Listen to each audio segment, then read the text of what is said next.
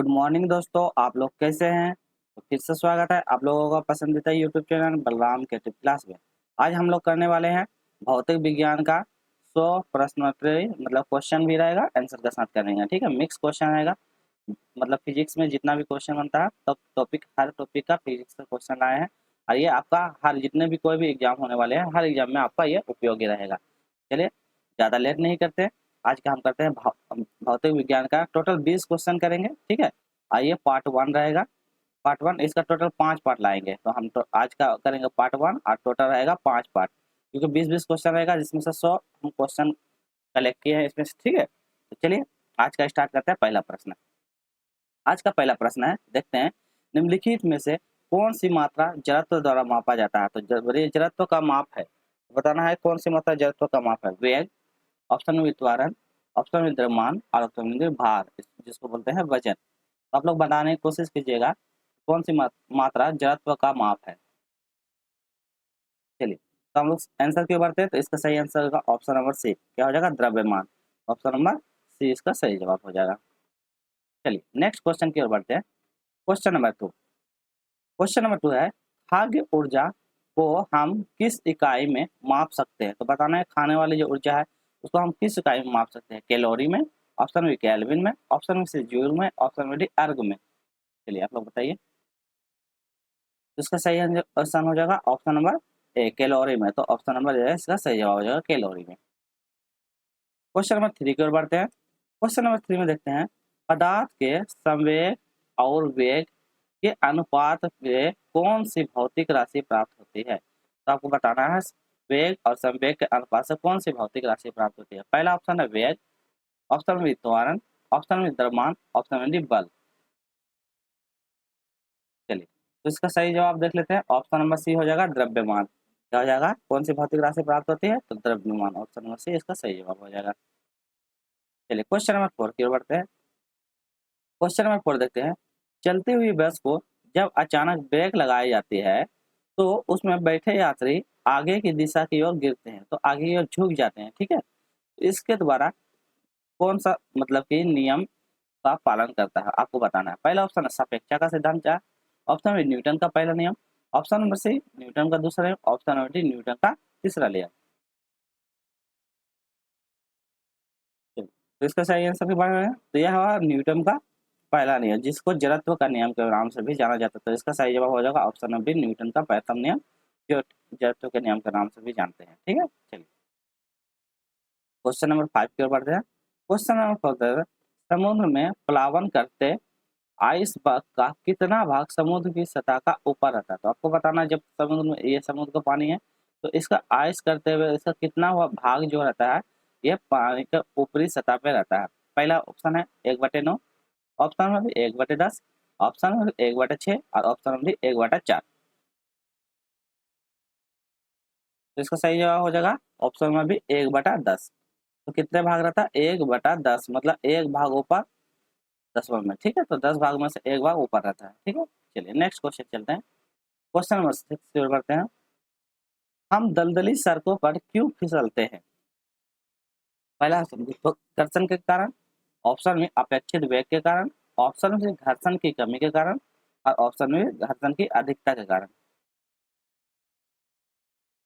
तो इसका सही जवाब क्या होगा, घर्षण की कमी के कारण। ऑप्शन नंबर सी घर्षण की कमी के कारण हम क्या कहते हैं, दलदली जगह पर फिसलते हैं। नेक्स्ट क्वेश्चन, क्वेश्चन नंबर 7, प्रकाश का वोल्टेज सेल का प्रयोग से सौर ऊर्जा का रूपांतरण करने में निम्न में से किसका उत्पादन होता है। तो आपको बताना है प्रकाश को वोल्टेज सेल का प्रयोग करके सौर ऊर्जा को रूपांतरण करने में किसका प्रयोग करते हैं। प्रकाश से ऊर्जा का, ऑप्शन में विद्युत ऊर्जा का, ऑप्शन में उष्मीय ऊर्जा का, ऑप्शन में यांत्रिक ऊर्जा का। सही आंसर क्या हो जाएगा, ऑप्शन नंबर ए प्रकाश से ऊर्जा। तो सही जवाब हो जाएगा ऑप्शन नंबर ए प्रकाश से ऊर्जा का।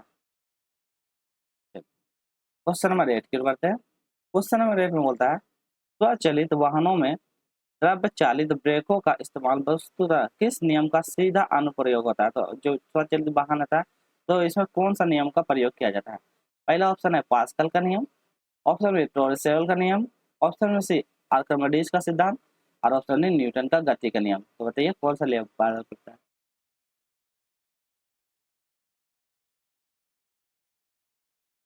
इसका सही जवाब है ऑप्शन नंबर ए, पास्कल का नियम। तो किसका नियम पालन करता है? ये ऑप्शन नंबर ए, पास्कल का नियम का पालन करता है। क्वेश्चन नंबर 9 की ओर बढ़ते हैं। क्वेश्चन नंबर 9 बोलता है, जब दूध को प्रबल ढंग से मथा जाता है तो उसमें से क्रीम किस कारण अलग हो जाती है? दूध है, दूध को जब हम अच्छी तरह से मथल करेंगे तो क्या कहते हैं, इससे एक प्रकार का क्रीम निकलती है। तो वो क्रीम जो निकलने की जो प्रक्रिया होता है उस प्रक्रिया को क्या कहते हैं? पहला अपकेंद्रीकरण बल, ऑप्शन में अभिकेंद्रीकरण बल, ऑप्शन में गुरुत्व बल, ऑप्शन में घर्षण बल। इसका सही जवाब ऑप्शन नंबर है अपकेंद्रीकरण बल। तो ये सही जवाब हो जाएगा ऑप्शन में अपकेंद्रीकरण बल। क्वेश्चन नंबर 10 की ओर बढ़ते हैं। जेट इंजन किसके संरक्षण के सिद्धांत पे काम करता है? तो जेट इंजन किसके संरक्षण सिद्धांत पे काम करता है? पहला ऑप्शन है ऊर्जा के संरक्षण सिद्धांत पे, ऑप्शन द्रव्यमान के संरक्षण सिद्धांत पे, ऑप्शन रैखिक संवेग के संरक्षण सिद्धांत पे, और ऑप्शन कोणीय वेग संवेग संरक्षण के सिद्धांत पे।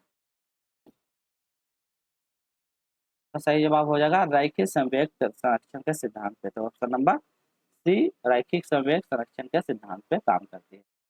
क्वेश्चन नंबर 11 की ओर बढ़ते हैं। क्वेश्चन नंबर 11 बोलता है, पृथ्वी के गुरुत्वाकर्षण का कितना भाग चंद्रमा के गुरुत्वाकर्षण का सबसे नजदीक है? तो कितना भाग इसके सबसे नजदीक है? पहला ऑप्शन 1/5 भाग, ऑप्शन में भी 1/4 भाग, ऑप्शन नंबर सी 1/6 भाग, और ऑप्शन नंबर डी 1/8 भाग। तो कितना भाग रहता है? हम पृथ्वी के गुरुत्वाकर्षण का 1/6 भाग, ठीक है। तो कितना भाग होता है? 1/6 भाग होता है। ये बहुत ज्यादा इंपॉर्टेंट है, तो याद रखें ऑप्शन में से 1/6 भाग। क्वेश्चन नंबर 12 में देखते हैं, किसी तुल्यकालीन उपग्रह की पृथ्वी की सतह से ऊंचाई लगभग कितनी होती है? तो आपको बताना है पृथ्वी की सतह की ऊंचाई से कितनी होती है। पहला 3600 किलोमीटर, 36,000 किलोमीटर, ऑप्शन में 42,000 किलोमीटर, ऑप्शन में 30,000 किलोमीटर, ऑप्शन में इनमें से कोई नहीं। तो कितना होता है? ऑप्शन नंबर ए,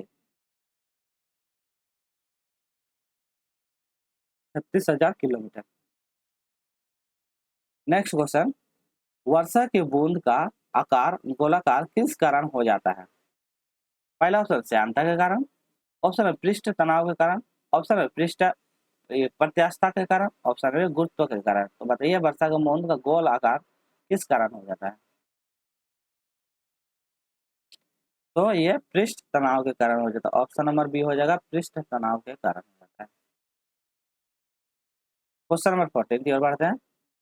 महान वैज्ञानिक आर्किमिडीज किस देश से संबंधित थे? तो बताना है महान आर्किमिडीज किस देश से संबंधित है। पहला option Britain, option number B Germany, option number C संयुक्त राज्य अमेरिका, और ऑप्शन नंबर डी ग्रीस। सही जवाब हो जाएगा ऑप्शन नंबर डी ग्रीस। तो किस कौन से देश के थे Archimedes? Option number D Greece देश के थे। क्वेश्चन नंबर 15 की ओर बढ़ते हैं हम लोग। पानी के एक गिलास में एक बर्फ का टुकड़ा तैर रहा है, जब बर्फ पिघलती है तो पानी के स्तर पर क्या प्रभाव पड़ेगा? जैसे ये गिलास है, गिलास में यदि हम बर्फ रखते हैं, इसमें पानी के अंदर तैर रहा है, तो हम क्या करते हैं, जब ये बर्फ पूरी तरह पिघल जाएगी तो क्या पानी का स्तर बढ़ेगा या कि पानी का स्तर घटेगा? तो पहला ऑप्शन में बढ़ेगा, ऑप्शन में कम हो जाएगा, ऑप्शन में से उतना ही रहेगा, ऑप्शन में पहले बढ़ेगा फिर कम हो जाएगा। चलिए बताइए, तो क्या हो जाएगा?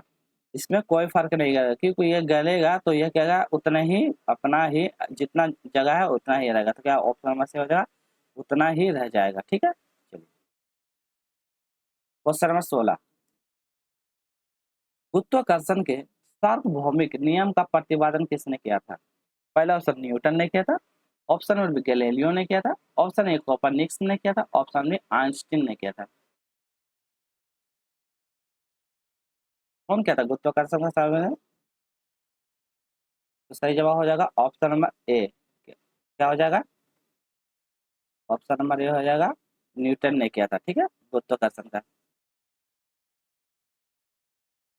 क्वेश्चन नंबर 17 की ओर बढ़ते हैं। निम्नलिखित में से कौन सा 1 केजी द्रव्यमान पिंड पर कार्यशील पृथ्वी के गुरुत्वाकर्षण का मान सही हो जाएगा? तो आपको बताना है 1 केजी द्रव्यमान पिंड पर कार्यशील पृथ्वी के गुरुत्व बल का सही मान है कितना हो जाएगा? 8.9 न्यूटन, 9.8 न्यूटन, 89 न्यूटन और 98 न्यूटन। तो आप लोग बताइए, क्वेश्चन आप लोग ध्यान से देख लीजिए, उसके बाद फिर बताइए। तो क्या होता है ये 9.8 न्यूटन होता है। ऑप्शन नंबर बी 9.8 न्यूटन, याद रखिएगा आप लोग। क्वेश्चन नंबर 10, एक हॉर्स पावर कितने वाट के बराबर होता है? ठीक है, तो हॉर्स पावर कितने वाट के बराबर होता है? 435 वाट, 305 वाट, 746 वाट और 976 वाट। चलिए, तो सही आंसर क्या हो जाएगा? ऑप्शन नंबर सी, क्या हो जाएगा? 746 वाट। ऑप्शन नंबर सी हो जाएगा इसका सही जवाब। क्वेश्चन नंबर 19, निम्नलिखित में से किसने न्यूटन से पूर्व ही बता दिया कि सभी वस्तुएं पृथ्वी की ओर गुरुत्वाकर्षित होती है? तो न्यूटन से पहले किसने बता दिया कि सभी वस्तु पृथ्वी की ओर आकर्षित होती है? आर्यभट्ट ने, ऑप्शन ए वाल्मीकि ने, ऑप्शन नंबर सी बुद्धगुप्त ने, ऑप्शन में ब्रह्मगुप्त ने। तो किसने पहले बता दिया था? ऑप्शन नंबर डी ब्रह्मगुप्त ने पहले ही बता दिया था कि क्या होता है, सभी वस्तुएं पृथ्वी की ओर आकर्षित होती है। क्वेश्चन नंबर 20 की ओर बढ़ते हैं। निम्नलिखित में से कौन सी उष्मा का यूनिट है? तो आपको बताना उष्मा का यूनिट क्या होता है। पहला ऑप्शन है joule, option number B ohm, option number C ampere, option number D volt. उष्मा का SI मात्रक क्या हो जाएगा? तो उष्मा का SI मात्रक क्या है? उष्मा का मात्रक SI क्या होता है? जूल। तो क्या SI होगा? ऑप्शन नंबर ए हो जाएगा जूल। ठीक, आज हम लोग 20 प्रश्न कंप्लीट कर लेते हैं, फिर इसका 21 से स्टार्ट करेंगे। तो आपको क्या करना है, वीडियो को लाइक करना है, ज़्यादा से ज़्यादा दोस्त और फैमिली में शेयर कीजिए, और जो कोई नहीं है तो चैनल को सब्सक्राइब कर लीजिए, ताकि आपको इसी तरह सारा अपडेट मिलता रहे। ठीक है, फिर हम कल मिलते हैं इसका पार्ट 2 में। पार्ट 2 में रहेगा जहाँ से क्वेश्चन नंबर 21 से लेके क्वेश्चन नंबर 40 तक यहाँ से करेंगे। ठीक है, क्योंकि ये 20-20 क्वेश्चन रहेगा, ज़्यादा क्वेश्चन नहीं करेंगे, 20-20 क्वेश्चन रहेंगे, ताकि आपको याद करना भी आसानी हो, ज़्यादा टाइम ना लगे, ताकि आप इसको टाइम को कहीं और जगह यूज कर सकें। ठीक है, तो इसीलिए 20-20 क्वेश्चन करेंगे ताकि आपको आराम से याद हो जाए। फिर हम मिलते हैं नेक्स्ट पार्ट में इसका। तो आज